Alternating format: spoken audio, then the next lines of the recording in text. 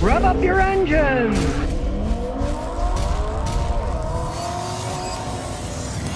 Okay, why are these Honda Civic windows rolled down even though it's hot outside? Because the AC isn't working right, even though they took it into the dealer and we're told they fixed it, they paid the bill and got it back, and it's still not working right. Unfortunately, I see it more and more. People take the car to the dealer, they pay money, say it's fixed, and it isn't. Obviously, there's something going wrong at these places. They're not road testing the cars correctly. Now, a lot of it has to do with the infrastructure of dealerships. Mechanics are paid what's called flat rate. They get paid so much an hour for a job, but they have to go by the book. And if the book say it's a 2-hour flat rate job, they get paid for 2 hours. If they take more than 2, they don't get paid extra. And if they take less than 2, they actually get paid less than the full amount. It's kind of a weird system for the guys fixing your cars. And of course, the dealerships want to maximize their profit. They make a lot of their money fixing cars. They want their mechanics working on cars all the time to make money, not road testing them. So, unlike a guy like me who's an independent mechanic, I work on a car, I road test to see it's fixed. They frown upon their mechanics spending half an hour driving the customers' cars to see if they're fixed. So, a lot of them aren't road tested correctly, especially not by the guy who did the work. In this case, the AC didn't blow cold enough before they took it in, and it still doesn't. So, let's start with square one. What is the actual temperature of the AC? We'll take it. We have the AC on the lowest temperature, a low here, and we'll put the fan on full blast. And we'll wait about 5 minutes to make sure it's fully cool. Now, as we can see, we'll go to the driver's side, and that's 65 degrees. That's the driver's side. Now we'll check the passenger side. You can see the passenger side is 55 degrees. Well, one, they should be about the same, right? And generally Hondas get a little bit colder than that, but this is a classic sign of being low on refrigerant. Now the clowns at the dealer said they fixed it, blah, blah, blah, who knows what they did. They charged them for it, but it's very common. The refrigerant is low, the passenger side gets colder because the cold evaporator is closer to them. Further away are the driver's side. So if they're warmer with the AC on and these are colder, it usually means you're just low on refrigerant. Here's what we're going to do. We're going to open the hood, put on a set of AC gauges, hook the blue hose to the low side, real easy. It says L for low. And if you screw up, it doesn't matter. This won't fit on the high side. The blue will only fit on the low side. We'll put it on. Now it's sealed, and we open this to the right to open the valve. You can tell right away from the pressure gauge that it's low because the system's turned off. It should be around 90 pounds or so. So it's low. And that means a lot in one of these little systems. As you can see here, this is a sticker on the car. First, make sure you got the right kind of refrigerant, which is 134A. That's what it used. And it says the max charge is 425 kilograms, which is 15 ounces. So it's 1 ounce less than a pound. Not much. Far off. A tiny bit on this, it won't work right. And just by looking at that gauge, I know the pressure's low already. Now you can guess with one of these refills, hook it up, and add a little refrigerant until the pressure goes off. It might blow cold pretty good, but she's already been screwed over by the dealer, so I'm going to do it the right way. I'm going to empty it all out so we know it's completely empty. Then we can put in 0.425 kilograms. Kilograms, 2.2 pounds, like it's 15 ounces, but kilograms are more accurate. So when it says there's 0.425 in on my scale, I know it's perfectly filled. So I'm evacuating out what's in there. The hose has a recycling machine hooked up to it. That's going to put all the refrigerant in my recycling can. These recycling cans take the old refrigerant because you're not supposed to vent them into the atmosphere. It takes the refrigerant, puts it in that storage can. Now, some guys will use that storage refrigerant over, but personally I don't. I take it to a recycling center. We don't know what's in that stuff. Who knows what's been added? Might have a ton of air. It might even be the wrong refrigerant. I just take out what's in it. We don't know the history. We don't know what the dealer did. We don't know what anybody did. I'm always going to put fresh refrigerant in that I know is from a good supply. I know my can here is pure, and I'll be putting the right stuff in. Just make sure this is the same as this, which it is, 134A. Newer vehicles use a different refrigerant, R1234YF, which costs like 10 times as much as the 134A. Just make sure you're putting the right stuff back in. And there's another trick. We're going to close the valve and turn the pump off. You can see it's holding vacuum right here.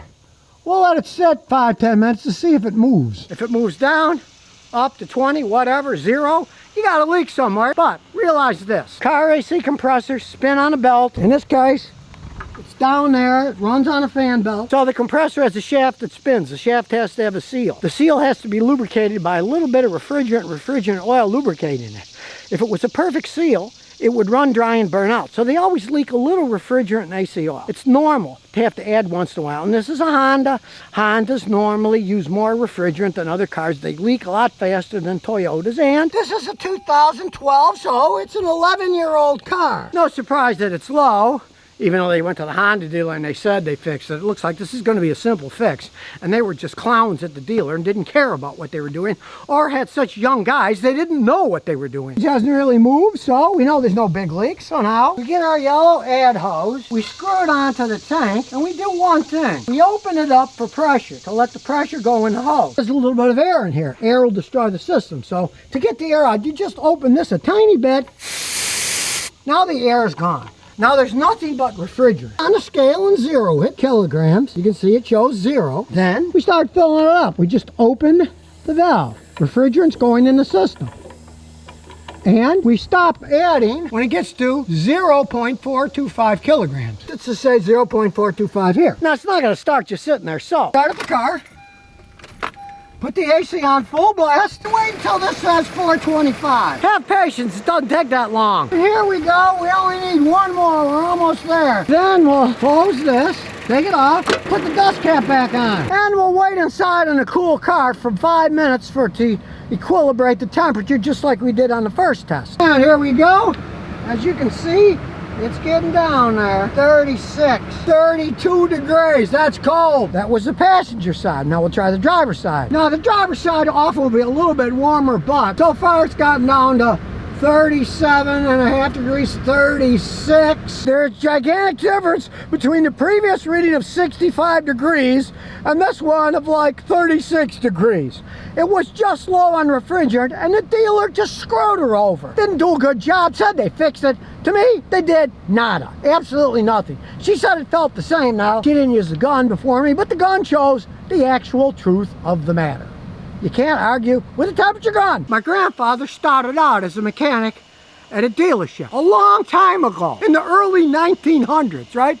Back in those days, the dealership charged 50 cents an hour to work on your car. The mechanic got paid 25 cents an hour and the dealer got 25. Today, you might pay $150 an hour to have your car worked on, and that mechanic might be making $16 an hour. Look at the percentage differential. So of course, things are going to go wrong. The dealership itself is making the profit. The guy doing the work is not making the money. It leads to a horrible situation. And then when you add on top of that their flat rate labor system, it's just an absurdity. That's why a lot of guys won't work at dealerships anymore. They maybe learn and then leave and start their own business, but most of the profit goes to the dealer, not to the guy actually working on your car. And in this case, a very simple fix that they didn't fix at the dealership, even though they charged them for it. And we also learned one more important lesson. These modern cars, and this isn't all that new, it's a 2012. This thing uses an ounce less than 1 pound. The old ones I used to work on them, some of them held 3-4 pounds of refrigerant. If they lost it a little, they'd work fine. These, even if you leak a little bit out, they will not work right. You've also seen how easy it is to refill them, so don't get screwed over by people. Maybe learn how to do some of this stuff yourself. And here's some bonus questions and answers. Edward says, I have a speedometer problem. It drops full to 0, then it comes back to life when I start the car. It gives you accurate speed, and it goes to 0, then it comes up, and then the rest of the trip it pretty much works fine. I see it all the time, especially in American cars. In an American car, that generally means that your dash unit is breaking down, because that's just how they are, especially if a digital dash, they'll often do that. They'll drop up and down. Some of them will drop back down to 0. And then after a few seconds, it'll work normal. That's almost always the dash. There's only 2 other things that can do that.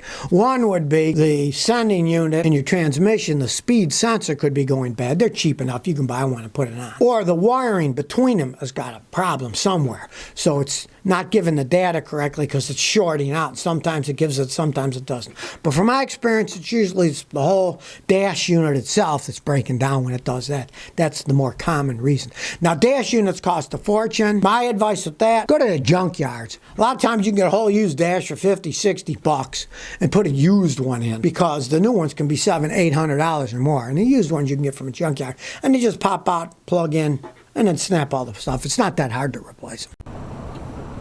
So if you never want to miss another one of my new car repair videos, remember to ring that bell.